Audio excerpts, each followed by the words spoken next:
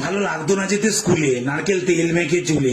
এক একদিন তো ইচ্ছা করেই বই নিয়ে যেতাম না ভুলে। পিঠে ভারী ব্যাগ ঝোলানো, সেই ভাঙা সাইকেল চালানো, তবে থেকে যেতে ভালো লাগতো, তবে থেকে শিখলাম স্কুল পালানো। এক বন্ধু ছিল আমার, কলার সোজা থাকতো তার জামার। স্কুল পালানোর আলাদাই টেকনিক ছিল সেই মামার। বলতো শোন আমার কথা, খাটাবি একটু মাথা, পরের দিন যেন ধরা না পড়িস স্যার, যতই চেক করুক প্রেজেন্টের খাতা। প্রথম পিরিয়ডে বসবি ফার্স্টে, সেকেন্ড পিরিয়ডে বসবি লাস্টে, তারপর টিফিনটা হলেই টুক করে স্কুলের পাঁচিলটা যাবে একটু টপকে কষ্টে। আমি বললাম কেন? বললো কেউ বোঝে না যেন, ছেলে পুলে স্যারকে লাগাতে ওস্তাদ, ওসব কটাকে চেনো? যাতে সামনের ছেলে ভাবে আমি পিছনে হয়তো, তবে পিছনের ছেলে ভাবে ও সামনে হয়তো হবে। তীক্ষ্ণ বুদ্ধি ছিল তার, কি বলি গো আর, স্যারের সই নকল সে করতো বারবার। ঋষি বাবু তো পাগল, সই হুবহু তার নকল, একটু ভেবে বললো জালিয়াত এখানে আয় ছাগল। সইয়ে কোনো ছিল না ভুল, তবু স্যার ধরে নিয়েছে ওর গুল। স্যার লাল কালি ছাড়া সই করে না, আরো নীলে করে ফেলেছে ভুল। স্যার তাকে নিয়ে কোলে সেই যে জালিয়াত নাম দিলে, রাস্তাঘাটে এখনো সে একই নাম চলে। দাঁড়িয়ে বারান্দায় স্কুলে দেখতাম সব ভুলে, কি সুন্দর বিনা বাধায় মানুষ আর গাড়িগুলো যাচ্ছে চলে। আজ রাস্তায় দাঁড়িয়ে দেখি স্কুলের বারান্দাটায় ডিউকি, কি সুন্দর হতো যদি ওখানে